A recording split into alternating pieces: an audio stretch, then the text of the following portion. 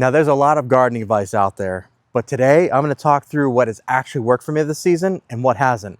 And frankly, some of it was really shocking.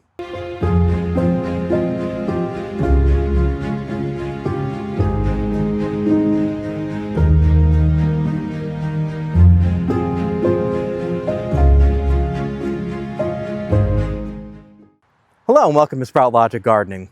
So over the past few months, I've actually taken note on what I've been doing in the garden and made some changes. Now, as I said, some of them went really well. Others, not so great. And today I wanted to go through those with you and kind of share my experiences, giving you real, true, and tested garden experience and advice that'll help you out. So first thing, I'm in zone 8A/7B. So hydrangeas. Now, when I started off with them last year, I actually put them out right out in the open in my garden. And unfortunately, I didn't go so well. I ended up with a bunch of crispy leaves and burnt out hydrangeas, essentially. So I learned fast. What I'm finding in this zone in particular, they prefer shade for the most part. A little bit of morning sun, and thanks to these big trees behind me, that's essentially what they get here.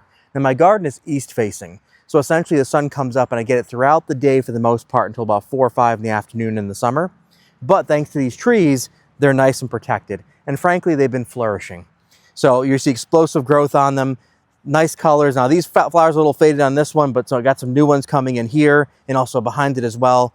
Plenty of color, which I'm really enjoying. I struggled with hydrangeas before, so this was a really fun learning experience to kind of figure out where's the best placement. I let the plants kind of do the talking for me and they picked it out. But let me show you some other things.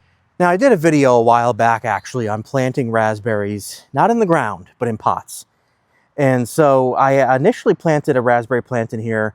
Heritage was the variety. Unfortunately, it didn't do so well. I ended up dying. So I went with the raspberry shortcake instead. And it's been extremely successful ever since I switched over. Very vigorous growth. I have raspberries and flowers coming in already. I'd say it's a great success. I'll stick to it and say, for the most part, I would probably plant raspberries in a pot. In the ground, I mean, I'm still fighting shoots that are coming up, and it's been years. And they also are extremely vigorous, and they send out runners, which can spread rapidly across the yard. I think when it comes to raspberries going forward, I'm definitely going to stick to pots. Unless I live on some heavy acreage and I want to plant it far away from my garden in a patch, then maybe I'd probably consider that.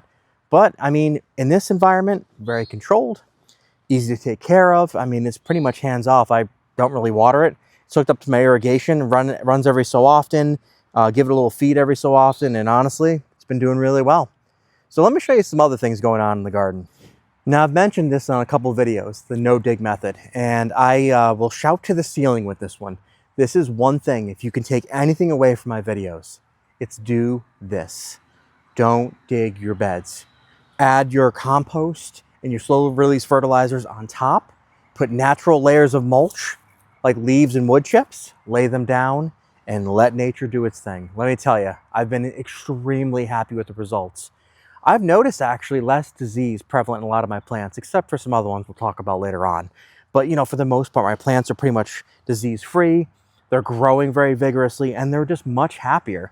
And the watering situation, oh man, so much easier to manage. My beds aren't drying out as quick and the pots I have aren't drying out as quick. So as I said, one thing I'd take away from this video, if anything, frankly, if any video you watch of mine, you want to take something away, do the no-dig method. It is well worth your time. It's an easy investment. And frankly, when you let nature do its own thing, yeah, it takes care of you as well. So I want to show you something else. Let's go over there and take a look. Now, another interesting thing that I've been learning this season, picking the right plants and also not overcomplicating things. So I actually did a little switch up thanks to some previously poor experiences I had.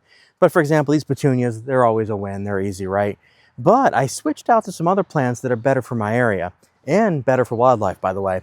So for example, I'm growing blue sage currently right now. It's doing really well. Planted some calendra and also bee balm. I wanted to plant some things that are lower maintenance, don't require a ton of fertilizer, a ton of watering. And so these will do quite well in this bed. Petunias as well, they can deal with a lot of, I don't want to say abuse, that's the wrong word, neglect we'll say, where essentially they can pretty much just take care of themselves and they also grow really well in most conditions. So in this bed, I wanted to try something a little bit different. And for bonus, I threw in an extra mini little hummingbird feeder right here to kind of help. But, you know, what I'm finding is when you pick the right plants for your area, they will just grow and be happy. It's a lot less to deal with. They don't die from disease and pests. And these are an extra bonus. They're really great for nature. I want to show you another plant that I also started growing when it came to roses. That was a fun learning experience, so let's dive into that. Now, right next to that petunia bed with the other flowers is a rose. It's a white rose. It is actually called Cloud 10. It's a climbing rose. Now, this is kind of like industrial chic, we'll call it. I have an old Dish Network dish set up over here. But I want this climbing rose to actually climb all over it and cover it. Now, this was another learning experience for me. This rose is actually really, really good for my area. That the zone that I'm in, it actually will grow quite well in. It's very disease resistant, very kind of bulletproof in a sense as well. It doesn't require a lot of maintenance, maybe a little bit of fertilization here and there, regular watering. But for the most part, this thing's going to grow and take care of itself. And if you look at all the buds on this thing already. By the way, I've had it for like 2 weeks.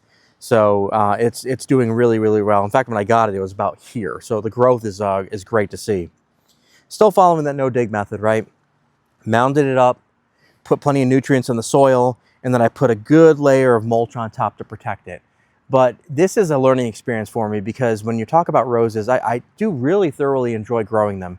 But this area is brutal for roses, really, really brutal. High moisture, high heat, and the weather goes crazy. The spring and winter I was telling you guys about was just unbelievable. We were having freezing temperatures. Then we'd have 90-degree days. Unbelievable. Right now, we're in early May. So this is, you know, in the cusp of kind of entering in that late spring territory. And normally we get a lot more rain. We just got through a drought. And as you see today, it's cloudy. We're actually finally getting some rain. But, you know, what I'm finding is this is another example of growing things that do well in your area and sticking to that. I mean, this thing's going to take care of me in a sense that it'll just grow up become nice and beautiful and vigorous. And I don't have to worry about consistently spraying, treating, chasing after, dealing with pests. I think overall it's been great and been working really well. I'll show you the flip side of what it looks like when you pick the wrong plant. Now, in truth, I know, I've been ranting to the ceiling about this bed and these roses. I mean, nonstop. I think this has been 5 videos, but I want to show you an example of things not going so well and continuing to not go well. Now they're blooming. They're covered in buds. I mean, they look generally happy. Closer look though, black spot, mold, disease. I mean, these roses are really struggling. I actually ended up planting some marigolds in here to help deal with aphids. And that did help a little bit. That's leaning into nature, take care of pests, and it's much better than spraying. But, you know, the thing is, in order to keep these roses alive, I'll need to spray neem oil consistently on them, like nonstop.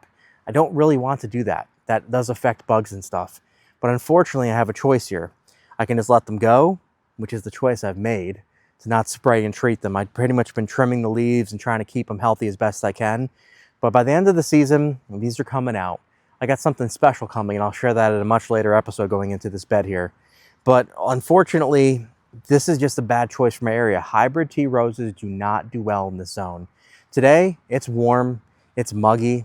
You know, they don't like that kind of weather. I tried trimming them out, opening them up a lot more, as you can see with the structure. Even that doesn't really do the trick, unfortunately. I'd say this guy, ironically, the enhanced piece has been the one that's been doing better, but still has problems. Compared to the Yak Bloom, this one's been struggling a lot. But yeah, even with consistent trimming and trying to keep up with them, just not doing really, really well. But you know what? You live and you learn, and this is kind of one of those learning experiences. This is still something not really going well for me, and I've made the decision to stop spraying neem oil. I know it's all natural, but it still can affect bugs, and frankly, it's just not worth it to me. You know, I think I'll be donating these to someone else and let them take on the challenge, we'll say, in their garden. But for me, I'm going to move on to something else. I want to show you a couple other examples of things actually going well to kind of bring us back up to where we were before. Now, I wanted to try something new over here, and frankly, what I ended up doing is planting in ground. Now, I had to amend the soil because forget about it, the clay, nothing really grows well. Maybe except for that sage I showed you, for example, echinacea. They don't mind that stuff so much. But I ended up planting gladiola bulbs in the ground, and they're coming up. I think we're going to have gladiolas this year. Something's been nibbling on them, but I expect that. That can happen, not a big deal. But overall, I'd say that's been something as a fun learning experience for me. I was so reluctant to try planting anything in the ground, and I wanted to roll the dice, and I said, why not? So actually, I planted gladiolas in the ground, and I also planted a dahlia in the ground as well.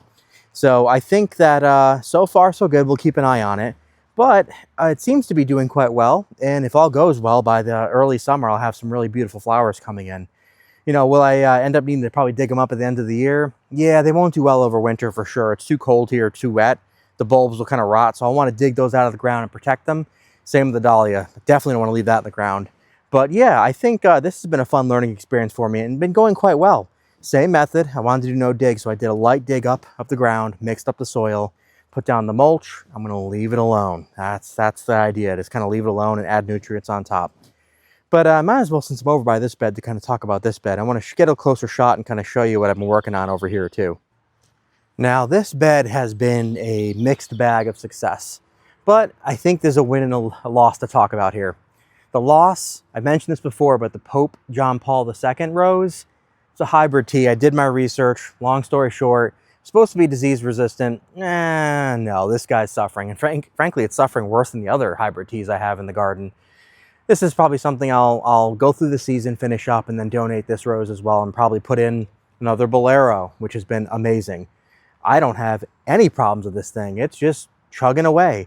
No black spot, no aphids, nothing. This one, everything. Aphids, black spot, mold, you name it, it's a problem. So, again, you live and you learn, right? I'm going to lean into this one. Cloud 10's doing great. That's another Bolero variety. This one's doing great. That's what I'm going to do. I'm going to stick to this. But the other stuff I have in here is doing really well. I have an ornamental white lily that's coming in. Supposed to have two. I don't think the second bulb made it, but that's okay. Have a white swan dahlia doing well in here. And I actually planted salvia in here as well, which you could probably see why. A bee literally just flew up right on it. Bees love it. It's very kind of a tough plant, very vigorous growth, and very low maintenance. I mean, I plant it, I leave it, it does its thing, and the bees love it, so why not?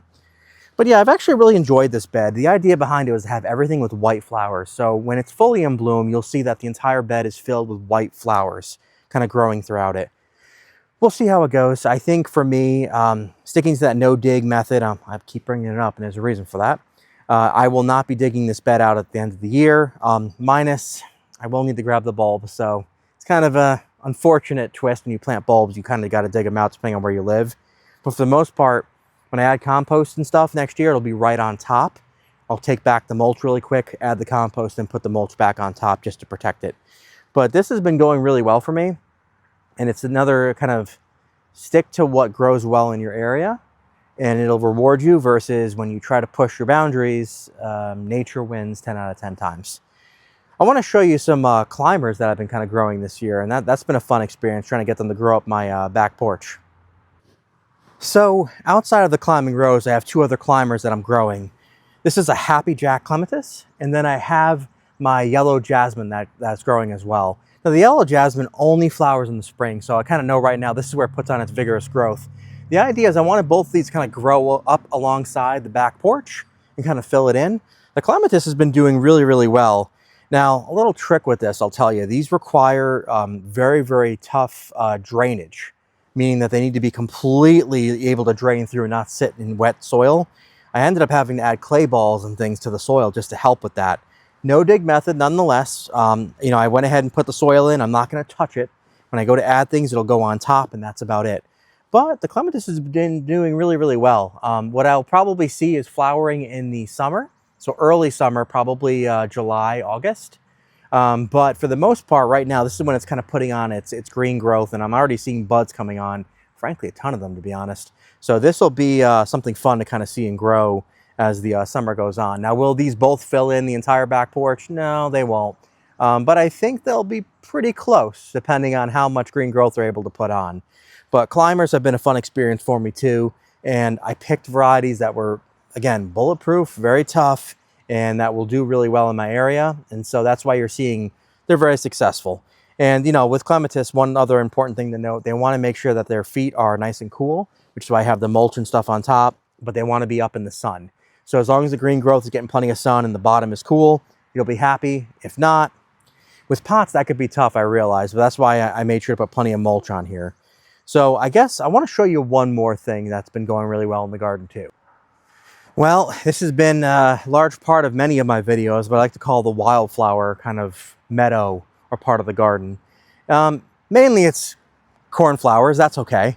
Plenty of those. I have some other things coming in. In fact, there's an oriental poppy coming in the back as well. But this has been pretty successful. I mean, for me, I don't have to do anything to this. I leave it alone and it just grows. These reseeded themselves, by the way. This is from last year's growth. It's weird because it's like half of it doesn't have any of these. The other half is loaded. So we'll see if we can balance that out for next year. But the wildlife loves it. Plenty of bees on here. I see honeybees, I see bumblebees, I see parasitic wasps and stuff living over here and feeding off the flowers. So this has been a real easy success. If you have a spot in your garden, you know, as much as I'll talk about the no-dig method, I'll talk about giving back to nature. Give something back to nature. Even in your backyard, take a corner, let nature just grow in there. Even if there's things like what you consider weeds, like the clover you see down here, it's really good for nature and it's low maintenance. I mean, I'd say give back to nature because you're attracting things that'll be very helpful to your garden, but also it helps strike that balance with nature overall.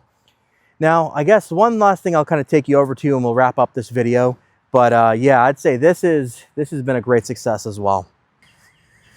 All right, so this has been a fun learning experience over here too.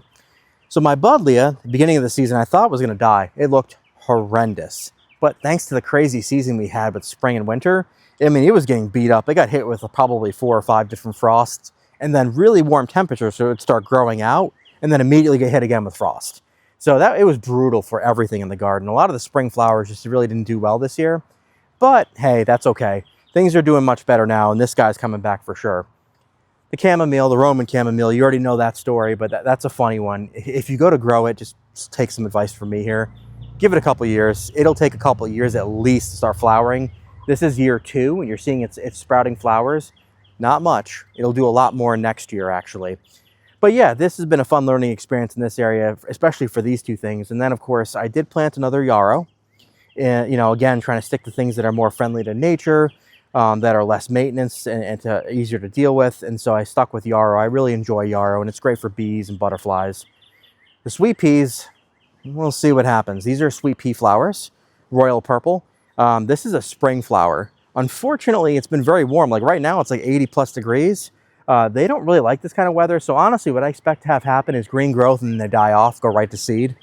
Hoping I'm wrong. I'd love to see some flowers, but unfortunately, we'll have to see. The season's been so weird, I'm just not sure that's going to happen. My dianthus and lithidora are doing quite well. This is a spring flower, so this will probably start dying back here soon, I would imagine. Dianthus had a really good flush of flowers, and I see some more coming in, but it's kind of on its sad phase right now. But it'll flower multiple times throughout the season. But, you know, I think if you can take some things away from this video, folks, hopefully seeing how my season has gone so far will either give you inspiration to try new things or help you avoid the pitfalls that I ran into. One of the big messages I'll drive home, no matter how much experience we have as gardeners, nature always wins. I tried to take some gambles and it failed. Don't bother, it's not worth it. It's not worth the heartache, it's not worth killing the plants. You know, stick to what grows really well in your area and you can't go wrong. Hopefully this video was helpful. Please don't forget to like and subscribe, and we'll see you on the next video. Take it easy.